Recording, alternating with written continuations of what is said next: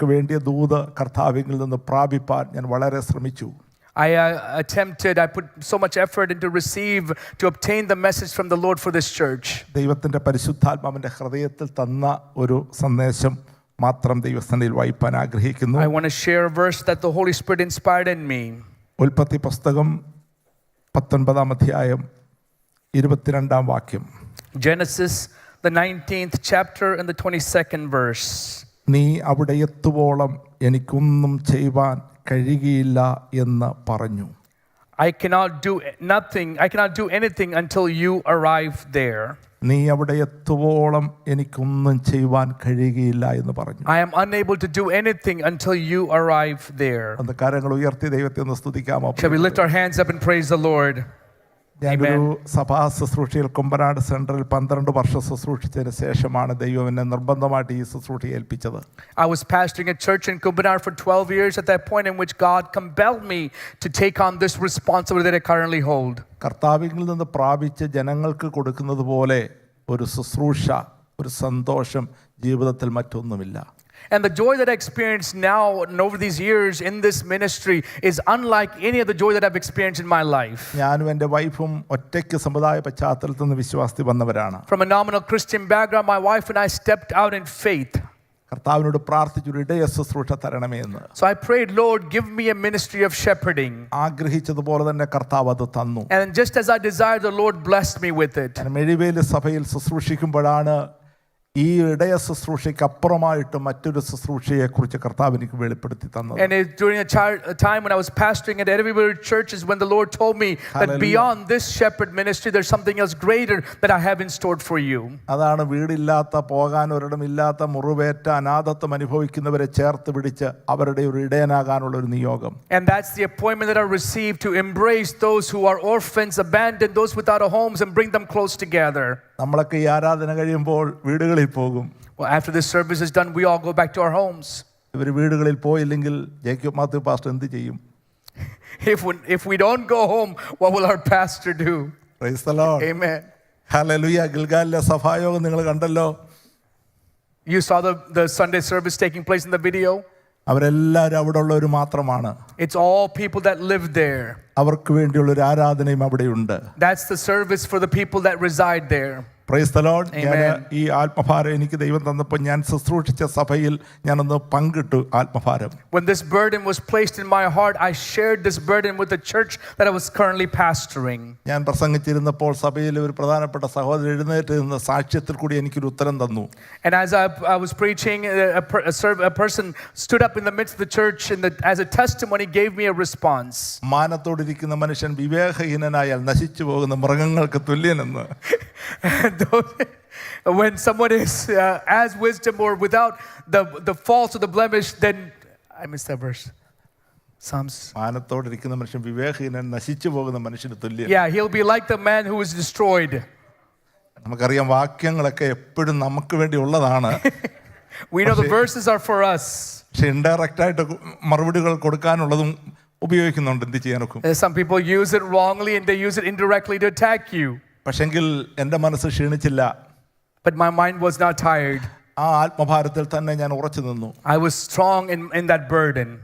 ഒരു വാടക കെട്ടിടത്തിൽ 2000 ഒക്ടോബർ 9 ഗിൽഗാൽ ആശ്വാസനം ആരംഭിക്കുമ്പോൾ പാസ്റ്റർ TS എബ്രഹാമിനോട് ഞാൻ പറഞ്ഞു, ദൈവം എന്നെ ഈ ഒരു ശുശ്രൂഷയ്ക്കാണ് നിയോഗിച്ചിരിക്കുന്നത്.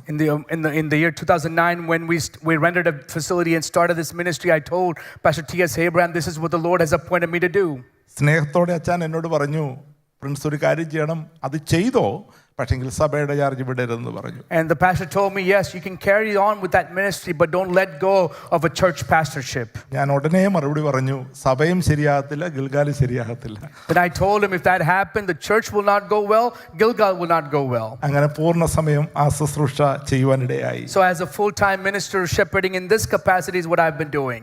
തലയാഴ്ചയിൽ സഭായോഗം നടത്തി ഞാൻ പിറ്റേ ആഴ്ചയിൽ ബ്രെയിൻ ട്യൂമർ വന്ന് 6 ഹോളുള്ള തലയോട്ടിയിൽ 6 ഹോളുള്ള ഒരു മനുഷ്യനെ കുളിപ്പിക്കുകയാണ്. So one Sunday I conducted the Sunday service. The next Sunday I'm now giving a bath to a person who had a brain tumor, had 6 holes in his skull. ആ മനുഷ്യന്റെ എല്ലാ വസ്ത്രവും ഞാൻ തന്നെ കഴുകണം. I have to wash all of his clothes. ഞായറാഴ്ച 10:30 അദ്ദേഹത്തിൻ്റെ വസ്ത്രം ഞാൻ കഴുകിക്കൊണ്ടിരിക്കുമ്പോൾ ഒരു പ്രലോഭനം എൻ്റെ ഹൃദയത്തിലുമുണ്ടായി. And about 10:30 in the morning, as I was washing his clothes, a temptation, a desire came into me. മനസ്സ് വല്ലാതെ പതറി. And my heart was troubled. അന്ന് ഗിൽഗാല് കെട്ടിടം വാങ്ങിച്ചിട്ടില്ല, കെട്ടിടമൊന്നും പണിതിട്ടില്ല. The building was not there. The place that we needed was not there at that moment. ശക്തമായ ഒരു പ്രലോഭനം. A great ambition, a strong ambition. വേദവസ്തം പിടിച്ചുകൊണ്ട് സഭായോഗത്തിൽ പ്രസംഗിക്കേണ്ട നീ ഇതാണ് ചെയ്യേണ്ടത്.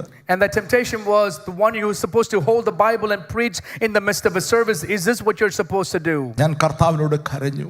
I cried in the presence of the Lord. കർത്താവേ, എന്നെ ഇങ്ങനെയൊക്കെ ആക്കിയത് നീയാണ്. You're the one who made me in this way. ഞാൻ എന്ത് ചെയ്യണം? ഞാൻ എന്ത് ചെയ്യണം? What shall I do? ദൈവത്തിന്റെ പരിശുദ്ധാത്മാവ് പറഞ്ഞു, ഇതിനാണ് ഞാൻ നിന്നെ And വിളിച്ചിരിക്കുന്നത്. the Holy Spirit told me, for this reason I have called you. പ്രിയമുള്ളവരെ, ഹല്ലേലൂയ. എൻ്റെ യേശു കർത്താവ് ശക്തമായി എന്നോട് പറഞ്ഞു, മുറിവുകൾ കെട്ടുവാൻ. The Holy Spirit clearly told me to bind the wounds. ആരും ചെയ്യാത്തത് നീ ചെയ്യാൻ പറഞ്ഞു. To do something that nobody else is doing. പിന്നെ ഞാൻ പതറിയിട്ടില്ല.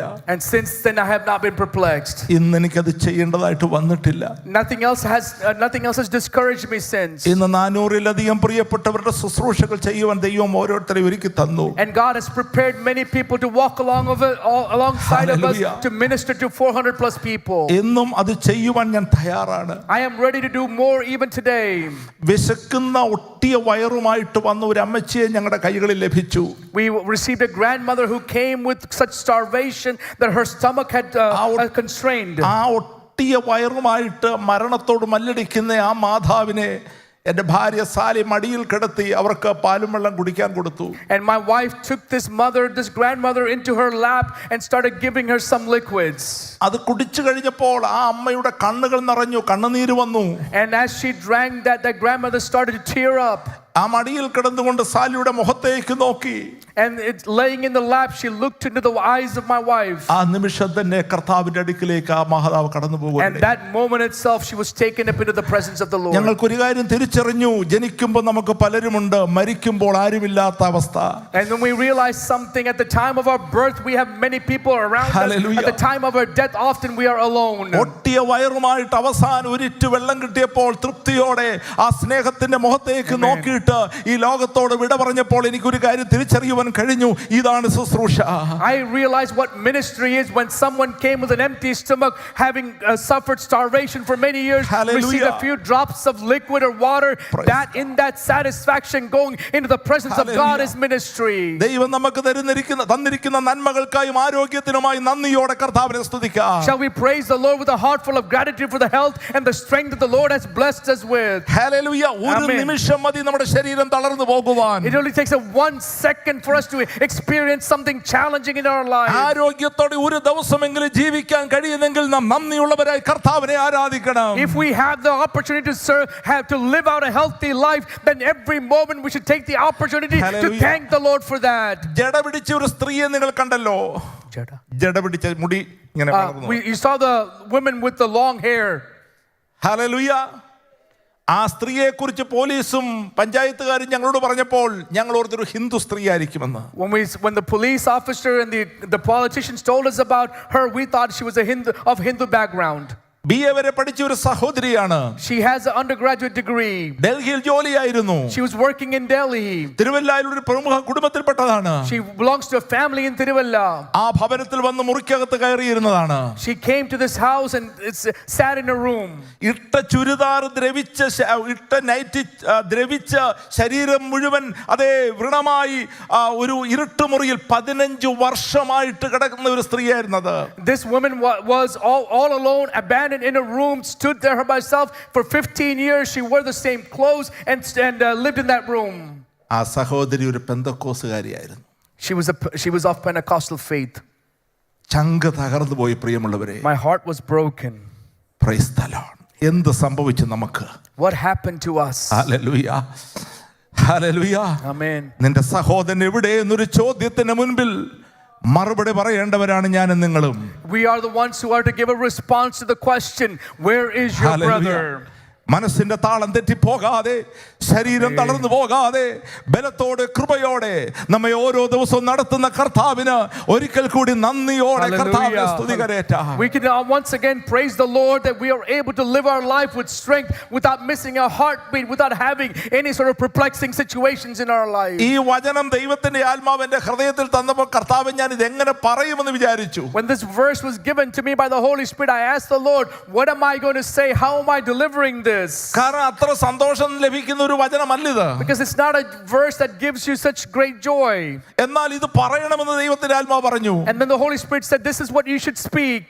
ഹല്ലേലൂയ. അതിന്റെ കാരണം എന്താണെന്ന് ചോദിച്ചു കഴിഞ്ഞാൽ ദൈവത്തിന്റെ ദൂതന്മാർ, പ്രൈസ് ദി ലോർഡ്, അബ്രഹാമിന്റെ വീട്ടിലും ചെന്നു, ലോത്തിന്റെ വീട്ടിലും ചെന്നു.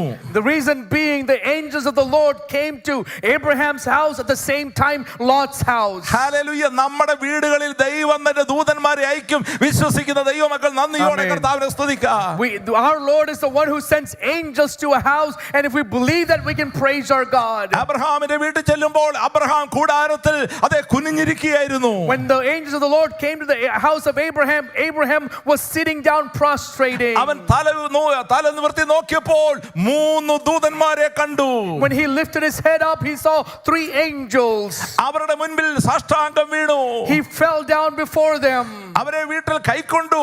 And he received them into his house. അവർക്ക് ഭക്ഷിപ്പാൻ കൊടുത്തു. He gave them food to eat. ഒരു കാളയെ കണ്ടിച്ച് 3 പേർക്ക് കൊടുത്തെന്ന് പറഞ്ഞാൽ എന്നാ കഴിപ്പാ കഴിച്ചത്? So if you think about one full bull being chopped up or cut up and prepared and given to them, what kind of feast is that? Hallelujah. പക്ഷെങ്കിൽ ആരായിരുന്നറിയാമോ? But do you know who it was? യഹോവയായ ദൈവമായിരുന്നു. It was the Jehovah God. ഒരു സ്തോത്രം പറയാമോ? Amen. Hallelujah. പുതിയ നിയമത്തിൽ യേശു പറഞ്ഞു, അറിയാതെ ദൂതന്മാരെ സൽക്കരിച്ചവര്. And the ones who unknowingly hospitable to the angels. യേശു പറഞ്ഞ കൂട്ടത്തിൽ ദൂതന്മാരുടെ കാര്യമല്ല പറഞ്ഞത്. ഒരിക്കൽ ശിഷ്യന്മാരോട് പറഞ്ഞു, ഈ ഏറ്റവും ചെറിയവരിൽ ഒരുവന് ചെയ്തതെല്ലാം എനിക്കാകുന്നു. And the Lord Jesus said in the New Testament, what you do for the least of this, you have done for me. ലോകം യേശുവിനെ കാണുന്ന കാഴ്ചപ്പാടല്ല, സ്തോത്രം, യേശു നമ്മുടെ മുൻപിൽ വെളിപ്പെടുന്നത്. It's not the same perspective that the world has of the Lord Jesus that he has revealed to us. അവൻ രോഗിയായി വെളിപ്പെടും. He has come as a sick person. അവൻ നഗ്നനായി വെളിപ്പെടും. He has come as a naked person. അവൻ വിശന്നവനായി വെളിപ്പെടും. He has come as a hungry person. അതെ, ഞാൻ ആസാബുവിൽ കണ്ടത് യേശുവിനെയാണ്. Who am I saw? I saw Jesus. Amen. അവന് വചന പ്രസംഗമല്ല വേണ്ടിയത്. It's not sermon that he needs. അവന് മുറിവുകൾ കെട്ടുന്നതായിരുന്നു ആവശ്യം.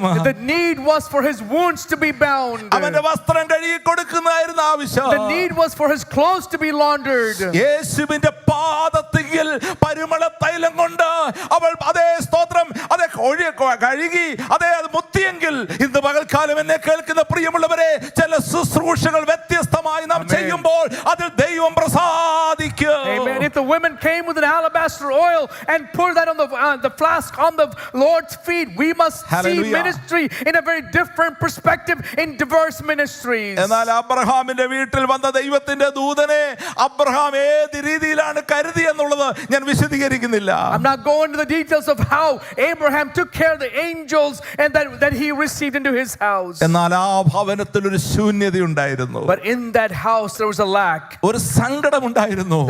There's a reason for sorrow. ഒരിക്കലും സാധ്യമല്ലാത്ത ഒരു വിഷയം ഉണ്ടായിരുന്നു. There seems to be a situation that seems to be always impossible. ആ വിഷയത്തിൽ മേൽ ദൈവത്തിന്റെ ദൂതൻ തൊട്ടു.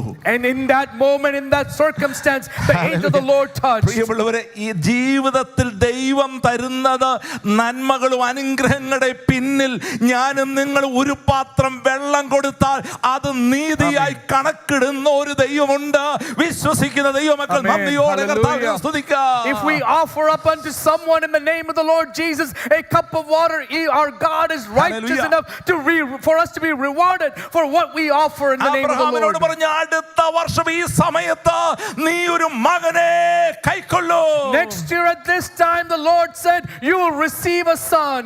അവിടുന്ന് ദൂതന്മാർ പോകുവാൻ തുടങ്ങിയപ്പോൾ, when the angels were about to leave there, praise the lord, മറ്റൊരിടത്തെ നിലവിളി ദൈവസന്നിധിയിൽ എത്തിയിരിക്കുകയാണ്. and the cry from another place has now reached into the presence of God. പ്രിയമുള്ളവരെ, ആ വാക്യമൊക്കെ വായിച്ചപ്പോൾ എൻ്റെ കണ്ണുകൾ നിറഞ്ഞു. When I was reading these verses, I was tearing up. ഒരു രാജ്യത്തിന്റെ നിലവിളി ദൈവസന്നിധിയിൽ എത്തുകയാണ്. The cry of a nation is reaching the heavens. ഒരു ദേശത്തിന്റെ നിലവിളി ദൈവസന്നിധിയിൽ എത്തുകയാണ്. And the cry of a land is going to the presence of God. ഒരു ദേശത്തിന്റെ ആവലാതി ദൈവസന്നിധിയിൽ എത്തുകയാണ്. The lament of a nation is now coming to the presence of God. ആ ദേശത്തിന്മേലുള്ള പാപം ദൈവസന്നിധിയിൽ എത്തുകയാണ്. The sin of that land is now reached the presence of God. ആരും അറിയാതെ ചെയ്തത് ദൈവത്തിന്റെ സന്നിധിയിൽ എത്തി. What people did without anybody else knowing, that reached the presence of ഇന്ന് God. പകൽക്കാലം എന്നെ കേൾക്കുന്ന പ്രിയമുള്ളവരെ സ്തോത്രം. People of God who are listening to me this morning, നമ്മുടെ ഭവനത്തിലെ നന്മയും ദൈവസന്നിധിയിലെത്തും, തിന്മയും ദൈവസന്നിധിയിലെത്തും. മറന്നു പോകരുത്. don't forget that the goodness and the evil of our household will reach the presence of God. ആരും അറിയാതെ സോദോമിൽ നടന്നത്, ആരും അറിയാതെ ഗൊമോറയിൽ നടന്നത് ദൈവത്തിന്റെ അടുക്കലെത്തി. What happened in Sodom and Gomorrah perhaps that nobody else knew, but the heavens knew. എന്റെ കാതുകളിലെത്തി. In my ears it reached. എന്റെ സന്നിധിയിലെത്തി. It reached my presence. നിനവയുടെ നിലവിളി എന്റെ സന്നിധിയിലെത്തി എന്ന് മറ്റൊരിടത്ത് പറയുന്നു. In other words, we see the cry of Nineveh reach the presence of God. അങ്ങനെയെങ്കിൽ ഞാനും നിങ്ങളും ജീവിക്കുന്ന ഈ കാലഘട്ടത്തിൽ ലോകത്തിന്റെ നിലവിളി ദൈവത്തിന്റെ അടുക്കൽ എത്തുകയാണ്. If that's the case, the time and the season that we live in, the cry of this time is also reaching the heavens. ഈ വേദപുസ്തകം എന്ന് പറയുന്നത് പോലെ ഇത്രയും സത്യമായ ഒരു പുസ്തകം ലോകത്തിൽ വേറെയില്ല. There is no other book that is as truthful as the Bible that we hold in this world. ഞാനും നിങ്ങൾ സേവിക്കുന്ന ദൈവത്തെ പോലെ ഇത്ര വലിയൊരു ദൈവം വേറെയില്ല. There is no other God like the God we serve. ആമേൻ. ഞാനും നിങ്ങൾ അറിഞ്ഞ സത്യം പോലെ ഇത്രയും സത്യമായത് വേറൊന്നുമില്ല. There is no greater truth than the truth that we have already known. ഈ ലോകത്തെ മുഴുവൻ നിയന്ത്രിക്കുന്ന ദൈവശക്തിയാണ്. What controls the entire universe is the power of God. അവന്റെ ദീർഘക്ഷമയാണ് ഈ ലോകത്തിന്റെ നിലനിൽപ്പ്. It's his long suffering that sustains his world. Hallelujah. Amen. ഇത് സോദോമിലെ ഒരു പഴയ ചരിത്രമല്ല ഞാൻ നിങ്ങളുടെ മുൻപിൽ തെളിയിക്കുന്നത്. വിശുദ്ധ വചനത്തിൽ പുതിയ നിയമത്തിൽ എന്റെ യേശു കർത്താവ് പറഞ്ഞു, സൈന്യങ്ങൾ യെരൂശലേമിനെ വളയുമ്പോൾ, സൈന്യങ്ങൾ യെരൂശലേമിനെ വളയുമ്പോൾ. It's not just the Old Testament history of Sodom and Gomorrah. I'm sharing with you, the Lord Jesus said in the New Testament, when the armies come against, encamp against Jerusalem. നമ്മുടെ വീട്ടുപടിക്കൽ കർത്താവ് എത്തിയിരിക്കുകയാണ്. At the footstep, at the doorstep, the Lord is there. ആമേൻ. ചിന്തിക്കുവാൻ കഴിയുന്നുണ്ടോ? Are you able to imagine that? നിർവികാരികളായി ഇരിപ്പാൻ നമുക്ക് കഴിയത്തില്ല. It's not for us to sit lackadaisically.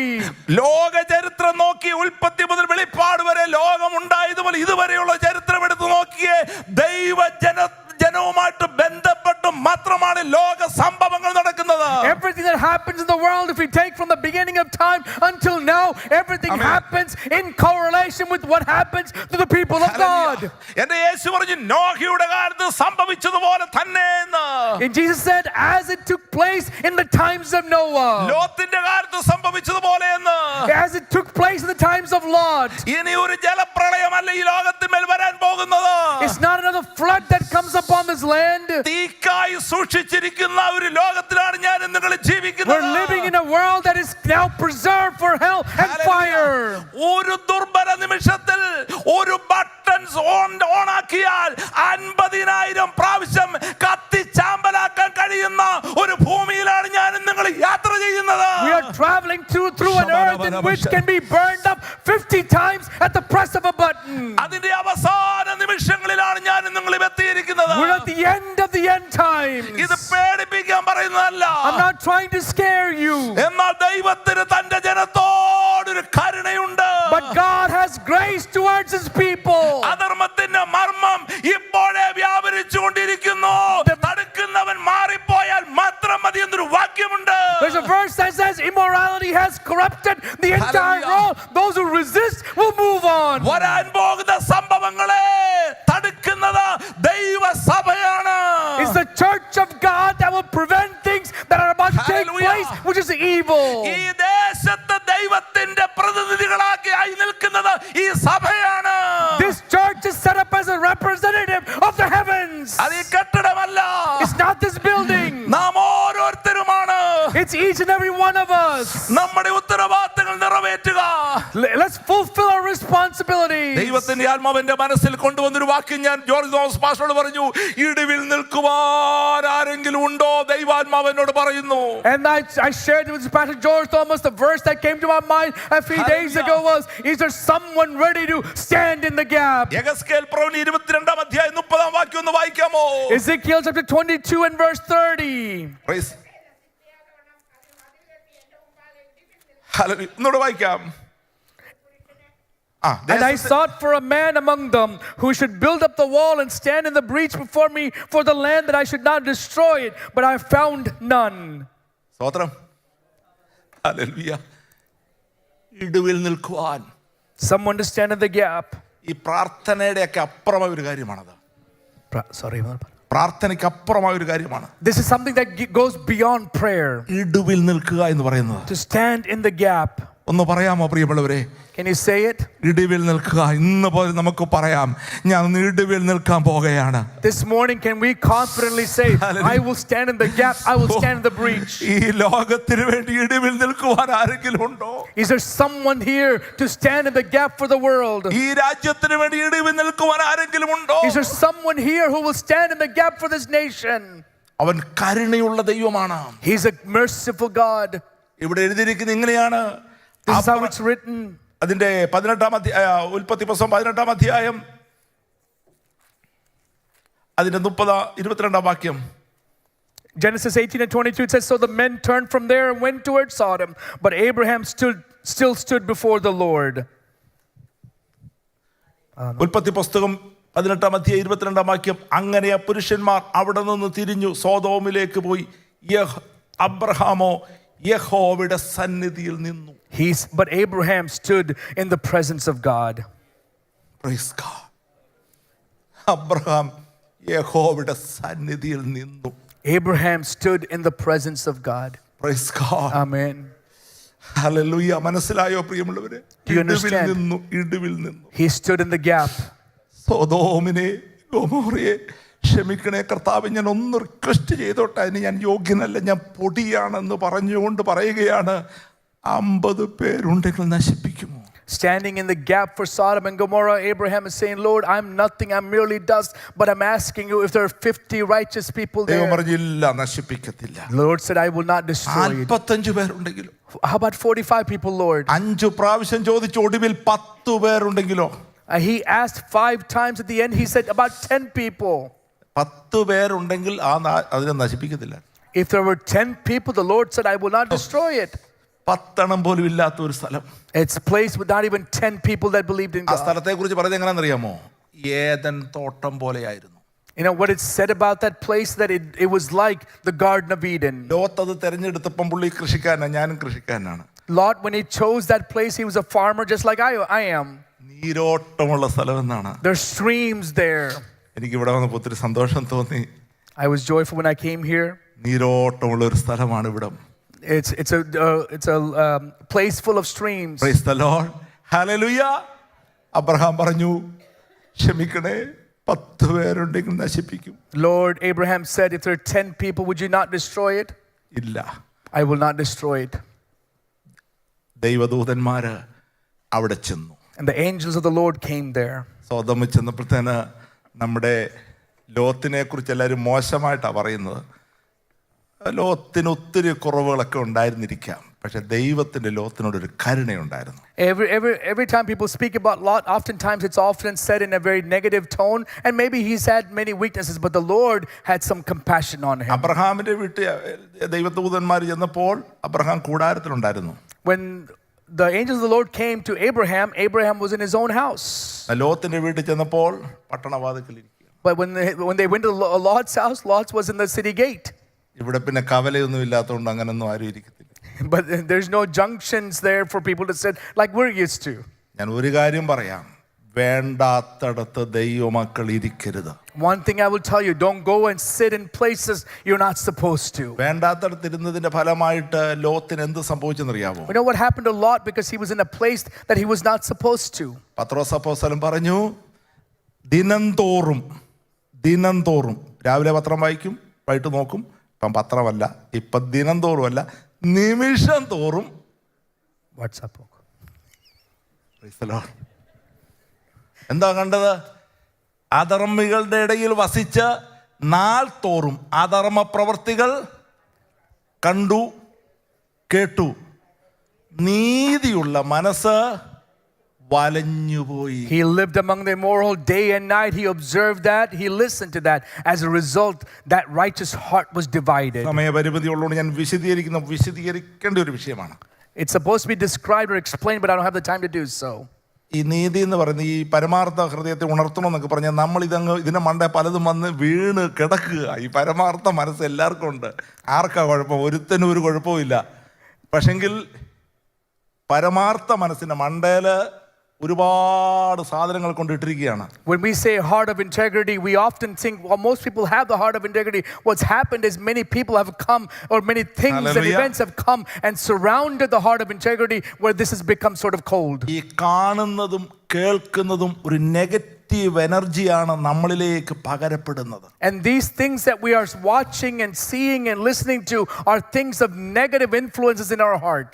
അതിന്റെ പരിണിത ഫലം എന്താന്ന് ചോദിച്ചു കഴിഞ്ഞാൽ വലഞ്ഞു പോകുന്ന നീതിമാൻ. And the result of the outcome of that is our heart becomes extremely thinned out, stretched out, or cold. പെന്തക്കോസ്തിലാ. പക്ഷെ എന്താ സംഭവം? We're in Pentecostal, but what happened? ഞാൻ വിശദീകരിച്ചാൽ നിങ്ങൾക്ക് ചിലപ്പോൾ മുറിവേൽക്കും. അതുകൊണ്ട് അതിലേക്കൊന്നും പോകുന്നില്ല. Price the Lord. Hallelujah. Amen. പിന്നെ പെന്തക്കോസ്തർ അങ്ങനെ പെന്തക്കോസ്തർ ഇങ്ങനെയാണെന്നൊന്നും പറഞ്ഞിട്ട് കാര്യമില്ല. നിൽക്കേണ്ടടത്ത് നിൽക്കണം, നിൽക്കേണ്ടതുപോലെ നിൽക്കണം, കേൾക്കേണ്ടത് കേൾക്കണം, കാണേണ്ടത് കാണണം. എങ്കിൽ മാത്രമേ നമ്മുടെ മനസ്സ് നീതിയുള്ള മനസ്സായിട്ട് നിൽക്കുകയുള്ളൂ. It's only possible for a heart to be righteous in its standing if we stand where we're supposed to stand, listen to what we're supposed to listen to, and see what we're supposed to see. ഇവിടെയാണ് ഒരു സഭയുടെ വില നമ്മൾ തിരിച്ചറിയുന്നത്. This is where we see the value of a church.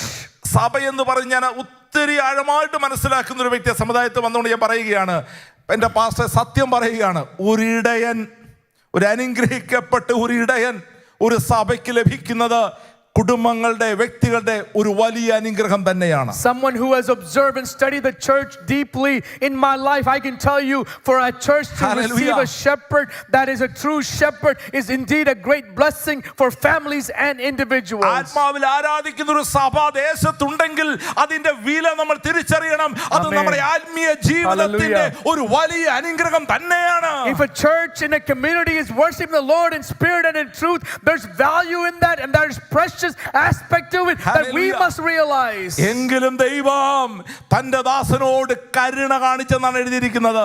But the Lord showed mercy upon the servant. തന്റെ വിശുദ്ധി കൊണ്ടോ തന്റെ ശ്രേഷ്ഠത കൊണ്ടോ തന്റെ നീതി കൊണ്ടോ അല്ല, തനിക്ക് വേണ്ടി ഇടുവിൽ നിൽക്കുന്ന ഒരു അബ്രഹാമിനെ ദൈവം ഓർത്തു. God looked upon and he found one who had the heart of God, who could stand in the gap. Hallelujah. ഇടുവിൽ നിൽക്കുന്നവരെ ഓർക്കാത്ത ഒരു ദൈവമല്ല നമ്മുടെ ദൈവം. Our God is not the one who forgets those who stand in the gap. ദുഷ്ടനോട് കൂടെ നീതിമാനെ ഇനി നശിപ്പിക്കുമോ എന്ന് ചോദിച്ചു കഴിഞ്ഞാൽ എൻ്റെ സഹോദരന്റെ മകൻ അവിടെ കിടക്കുന്നു, എൻ്റെ പ്രിയപ്പെട്ടവർ അവിടെയുണ്ട്, എൻ്റെ കൂട്ടുവിശ്വാസികൾ അവിടെയുണ്ട് എന്ന് പറഞ്ഞ് കരയുവാൻ ഇടുവിൽ നിൽക്കുവാൻ ആളുകളുണ്ടെങ്കിൽ അത് മറക്കുന്നവനല്ല നമ്മുടെ ദൈവം. If we are the ones ready to cry out and say, Lord, don't destroy the righteous among the wicked. My family is there, my brother is there, my friends are there, there are people who are redeemed are there. If there's somebody that's there to stand in the gap and pray in that manner, our God is not the one who forgets those prayers. Amen. ദൈവം അവിടോട്ട് ചെന്നു, ദൈവത്തിന്റെ ദൂതന്മാർ അവിടോട്ട് ചെന്നു. ദൈവദൂതന്മാർ ലോത്തിന്റെ വീട്ടിൽ ചെന്നപ്പോഴും Lot ആദരവ് കൊടുത്തു, ഭക്ഷിക്കാൻ കൊടുത്തു, താമസിപ്പിച്ചു.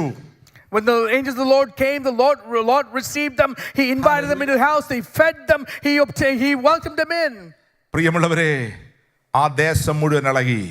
That whole entire land became challenged, troubled. നീ വന്നു പാർക്കുന്ന പരദേശിയാണ്, നിന്റെ വീട്ടിൽ ഈ രാത്രി വന്നവരെ ഇറക്കി വിടാൻ പറഞ്ഞു. And you are a stranger, foreigner here, and those who came into your house tonight, let them out. അവരെ ഞങ്ങൾ വലിച്ചു കീറട്ടെ എന്ന് പറഞ്ഞു. Let us tear them up. ഇതാണ് ലോകം. That's the world. ഇതാണ് സുവിശേഷ വിരോധികൾ. This is the opposition to gospel. അവരുടെ കയ്യിൽ വലിച്ചു കീറുവാൻ കരങ്ങളുമായി ചുറ്റും നിൽക്കുകയാണ്. And they're ready to tear up the people who are there. നിങ്ങൾ ഓർത്ത് നോക്കണം, ദൈവത്തിന്റെ ദൂതന്മാർ തന്റെ കരങ്ങൾ കൊണ്ട് ലോത്തിനെ ഇങ്ങനെ ഒന്ന് പിടിച്ച് അകത്തങ്ങാക്കിയിട്ട് ഡോറങ്ങടച്ചു. And the angels of the Lord grabbed Lot, pulled them inside, and they closed the door. അങ്ങനെ തന്നെ എഴുതിയിരിക്കുന്നു, വാതിലടച്ചെന്ന്. And he says they closed the door. പ്രിയമുള്ളവരെ, അദൃശ്യനായ കർത്താവിന്റെ കരം ഞാൻ നിങ്ങളെ അറിയുന്നില്ല. ഒരു അപകടം വരേണ്ട സ്ഥാനത്ത്, ഒരു അനർത്ഥം വരേണ്ട സ്ഥാനത്ത്, ശത്രു നിന്നെ തകർക്കേണ്ട സ്ഥാനത്ത് അറിയാത്ത ഒരു കരം നിന്നെ ചേർത്ത് പിടിച്ച് വാതിലടച്ചു. And many times we don't realize the unseen hand of God has come in and pulled us in from the accidents, from the destruction, from the evil that has come against us. He has pulled us in and closed the door behind us. നശിപ്പിക്കുവാൻ വന്നവരുടെ കണ്ണ് കാണാത്ത അവസ്ഥയായി. And those who came to destroy, they were blinded. ആമേൻ. തപ്പി നടന്നു. They were looking for places. ആ രാത്രിയിൽ തന്നെ ദൈവദൂതന്മാർ പറഞ്ഞു, ലോത്തേ, നിനക്കിവിടെ മക്കളോ മരുമക്കളോ കൂടപ്പറപ്പുകളോ ബന്ധുക്കളോ ആരെങ്കിലും അവരോട് പറഞ്ഞോളാൻ പറഞ്ഞു. And the angels told him, Lord, if you have sons and daughter-in-laws, son-in-laws, or anybody else with you, let them know. എന്താണ് അതിന്റെ അർത്ഥം പ്രിയമുള്ളവരെ? What does that mean? ഇന്നും കർത്താവ് എന്നോട് നിങ്ങളോട് പറയുന്നത്, നമ്മൾ രക്ഷിക്കപ്പെട്ടു, നമ്മൾ ദൈവകൃപയിൽ വന്നു, എല്ലാം തികഞ്ഞു എന്ന് വിചാരിച്ചിരിക്കരുത്. നിനക്ക് ആരെങ്കിലും ഉണ്ടോ? നിന്റെ കുടുംബത്തിൽ ആരെങ്കിലും ഉണ്ടോ? നിന്റെ ദേശത്തിൽ ആരെങ്കിലും ഉണ്ടോ? ഒന്ന് ചേർത്ത് പിടിക്കുവാൻ, ഒന്ന് വിളിക്കുവാൻ, ഒന്ന് അവരെ കൊണ്ട് പോകുവാൻ ആത്മഭാരമുള്ള ഒരു സഭയായി മാറട്ടെ. Let us become a church that's not comfortable in just being saved, but having the desire to say, yes, I have family, I have so-and-so, I have a relative, I want them to be also saved, and to stand in the gap and to pray for them. ഞാൻ സന്തോഷത്തോടെ പറയട്ടെ, ഈ സഭയിൽ യൗവനക്കാരെ കാണുമ്പോൾ എന്റെ കണ്ണുകൾ നിറയുകയാണ്, കുഞ്ഞുങ്ങളെ കാണുമ്പോൾ എന്റെ കണ്ണുകൾ നിറയുകയാണ്. നിങ്ങൾ കുടുംബമായി ആരാധനയ്ക്ക് കടന്നു വരുന്നത്. Let me tell you with a heart full of joy, when I see the young people sitting here, when I see the children sitting here, you come with your family to worship the Lord. That brings so much great joy into my heart. Lot പോയി പറഞ്ഞപ്പോൾ മരുമക്കൾക്ക് തമാശ കളിയാണെന്ന് വിചാരിച്ചു. When Lot went and told them, they thought it was some sort of joke. നമ്മുടെ പുതുതലമുറയ്ക്ക് പലതും തമാശയായിട്ട് തോന്നും. For the new generation, many things may look like a joke. ഒരെണ്ണം വന്നില്ല. Nobody came. താമസിക്കുന്നു കണ്ടപ്പോൾ നേരം വിളിക്കുന്നതിന് മുൻപ് ഇറങ്ങണം ഈ ദേശം വിട്ട്. ലോത്ത് താമസിക്കുന്നത് കണ്ടപ്പോൾ അവിടെ എഴുതിയിരിക്കുന്നത് ഇങ്ങനെയാണ്, കരുണ തോന്നി ലോത്തിനോട്, എന്നിട്ട് കൈക്ക് പിടിച്ചു. Before dawn itself, they have to leave the town. Nobody came. But here we see again that the angels held the hand of Lot. നാശം വരുന്നതിന്റെ അകത്ത് നീ നശിക്കരുതെന്ന് എന്റെ ദൈവം ആഗ്രഹിക്കുന്നു. My God desires that in the midst of the destruction that is upcoming, you shall not be destroyed. Lot പറഞ്ഞു, അയ്യോ അത്രയും ദൂരം പോകാൻ ബുദ്ധിമുട്ടാണ്, അതുകൊണ്ട് ഈ അടുത്തുള്ള സ്ഥലത്തേക്ക് ഒന്ന് അനുവദിക്കണേ എന്ന് പറഞ്ഞപ്പോൾ അതും ദൈവം അനുവദിച്ചു. When Lot said to the angels, I am not able to physically run as far as you asked me, can you please help me reach safely to the next place? ദൈവത്തിന്റെ ന്യായവിധി വരാൻ ആകാശത്ത് ദൈവത്തിന്റെ ന്യായവിധി നിൽക്കുകയാണ്, ദൈവം തടഞ്ഞു വെച്ചിരിക്കുകയാണ്. The judgment of God is ready to be thrown out or poured out, and it is now being stopped for a moment. നേരം വിളിക്കുമ്പോൾ മനോഹരമായ ഏദൻ തോട്ടം പോലെയുള്ള അതേ സോദോ ഗൊമോറയുടെ മേൽ ഗന്ധകം പെയ്യാൻ പോകുകയാണ്. Now this city that is symbolized as the Garden of Eden, looks like the Garden of Eden. Now the judgment of God is to be thrown or poured out into it in the morning. ദൈവത്തിന്റെ ദൂതൻ ധൃതി വെക്കുകയാണ്. And the angel of Lord is being hastened. പറയുകയാണ്, നീ അവിടെ എത്തുവോളം എനിക്കൊന്നും ചെയ്യാൻ കഴിയത്തില്ല, വേഗത്തിൽ ഇറങ്ങുക എന്ന് പറഞ്ഞു. And he said, until you reach there, I'm not able to do anything, so hurry up. വേഗത്തിൽ ഇറങ്ങുക. Hurry up, be hastened. Hallelujah. അതേ സ്തോത്രം. സോഹാർ എന്ന പട്ടണത്തിലേക്ക് അതേ ലോത്ത് പോകുവാനായി ആഗ്രഹിച്ചു, ദൈവം അതും അനുവദിച്ചു. അവിടം വിട്ട് സോഹാറിലേക്ക് പോയി. And so from there he asked to go to Zoar, and the Lord allowed it, and he went to Zoar. ലോത്തിന്റെ കണ്ണുകൾ കൊണ്ട് കാണുകയാണ്, എത്ര മനോഹരമായിരുന്നൊരു സ്ഥലമാണ്, ഒരു ദിവസം കൊണ്ട് പോകുന്നത് കണ്ടു. And what a beautiful place it once was. Now Lot sees with his own eyes how that is being burned up. ആകാശത്തിലേക്ക് പുകയുയരുകയാണ്. The smoke is now ascending to the heavens. ലോക ചരിത്രത്തിൽ ഇന്നും ശാസ്ത്രീയമായിട്ട് നമുക്ക് ചെന്നാൽ കാണാം, ഡെഡ് സീ എന്ന് പറഞ്ഞുകൊണ്ട് ചാവുകടല് ഒരു തെളിവായിട്ട് നമ്മുടെ മുൻപിൽ അവശേഷിക്കുമ്പോൾ ഞാൻ ഈ പ്രസംഗിക്കുന്ന ഒരു കഥയല്ല, അതേ ഇനിയും സംഭവിക്കാൻ ചിലതുണ്ട്. Now I'm not preaching you a simple story. You can see in the Mediterranean, the Dead Sea, how that is symbolizing what we just see. I'm not simply sharing a story with ഞാൻ you. പ്രസംഗം വളരെ വേഗം നിർത്തുന്നു. പത്രോസ് 2 പത്രോസിന്റെ ലേഖനം 3-ാം അധ്യായം അതിന്റെ 9-ാം വാക്യം വളരെ വേഗം ഒന്ന് വായിക്കാം. 2 Peter chapter 3 and verse 9. എളുപ്പം ഒന്ന് വായിച്ച് സഹായിക്കാം. നിർത്തി വായിക്കണേ. ചിലർ താമസമെന്ന് വിചാരിക്കുന്നത് പോലെ കർത്താവ് തന്റെ വാഗ്ദത്തം നിവർത്തിക്കുവാൻ താമസിക്കുന്നില്ല. The Lord is not slow to fulfill his promise, as some count slowness, but is patient towards you. Hallelujah. ചിലർ താമസമെന്ന് വിചാരിക്കുന്നു. ആരാണ് താമസമെന്ന് വിചാരിക്കുന്നത്? ചിലർ താമസമെന്ന് വിചാരിക്കുന്നു. ആ കൂട്ടത്തിലാണോ ഞാനും നിങ്ങളും? Some people think the Lord is slow. Are we amongst those people? അടുത്ത വാക്യം. ഇന്നും നമ്മളോടുള്ള കർത്താവിന്റെ സ്നേഹമാണ്. ഈ സഭയിൽ ഒരെണ്ണം പോലും നശിക്കാൻ അവൻ ആഗ്രഹിക്കുന്നില്ല. This is the love of God that is true even today, that the Lord does not want a single person to be destroyed. ഈ ലോകത്തിൽ കർത്താവിന്റെ വചനവുമായി ഇറങ്ങിത്തിരിച്ച് ഒരെണ്ണം നശിക്കാൻ അവൻ ആഗ്രഹിക്കുന്നില്ല. The Lord wants not a single person that is set out to follow him to be destroyed in any way. അതുകൊണ്ട് ദൈവം wait ചെയ്യുകയാണ്. So the Lord is waiting. നീ അവിടെ എത്തുവോളം എനിക്കൊന്നും ചെയ്യാൻ കഴിയത്തില്ല. Until you reach there, I'm not able to do anything. താഴോട്ടുള്ള വാക്യം ഒന്ന് വായിക്കാൻ പെട്ടെന്ന്. ദീർഘക്ഷമ കാണിക്കുന്നേ ഉള്ളൂ. കർത്താവിന്റെ ദിവസമോ കള്ളനെ പോലെ വരും. അന്ന് ആകാശം കൊടുമുഴക്കത്തോടെ ഒഴിഞ്ഞു പോകും. മൂലപദാർത്ഥങ്ങൾ കത്തിയഴിയുകയും ഭൂമിയും അതിലുള്ള പണികളും വെന്തുപോകുകയും ചെയ്യും. ഇങ്ങനെ ഇവയൊക്കെയും അഴിവാനുള്ളതാകയാൽ ആകാശം ചുട്ടഴിയുവാനും മൂലപദാർത്ഥങ്ങൾ വെന്തഴിയുവാനും ഉള്ള ദൈവദിവസത്തിന്റെ വരവ് കാത്തുകൊണ്ട് ബന്ധപ്പെടുത്തിയും കൊണ്ട് നിങ്ങൾ എത്ര വിശുദ്ധ ജീവനവും ഭക്തിയുമുള്ളവരായിരിക്കണം. Since all these things are thus to be dissolved, what sort of people ought you to be in lives of holiness and godliness? ഇനി സോഹാറിലോട്ടല്ല നമ്മുടെ പോക്ക്. Now we're not traveling towards Zoar. ഈ ഭൂമിയിൽ ഒരിടത്തോട്ടുമല്ല നമ്മുടെ പോക്ക്. We're not going to any place here on this ഒരു earth. മൈഗ്രേഷനും ഇനിയില്ല. There's no more migration. ഒറ്റ മൈഗ്രേഷനേ ഉള്ളൂ. തന്റെ സഭയെ ഉയരത്തിലേക്ക് അവൻ എടുക്കാൻ പോകുകയാണ്. There's only one more migration. The Lord is taking his church into his own place. അതിനു വേണ്ടി അവൻ വെയിറ്റ് ചെയ്യുകയാണ്. And he's waiting for that. അടുത്ത നിമിഷം ഈ ഭൂമി കത്തിച്ചാമ്പലാകാൻ പോകുകയാണ്. In any moment this earth could be consumed in fire. അവന്റെ വരവിനായി നമുക്ക് ഒരുങ്ങാൻ പ്രിയമുള്ളവരെ. We can be ready for his coming. ദൈവസന്നിധിയിൽ നിൽക്കാൻ പ്രിയമുള്ളവരെ. Let us stand in the gap, O people of God. വിശുദ്ധ ജീവിതവും ഭക്തിയുള്ളവരായി കാത്തിരിക്കാൻ പ്രിയമുള്ളവരെ. Let us live a life of holiness and godliness. ഈ വചനത്താൽ ദൈവം നമ്മെ അനുഗ്രഹിക്കുമാറാകട്ടെ. May the Lord bless us with these words.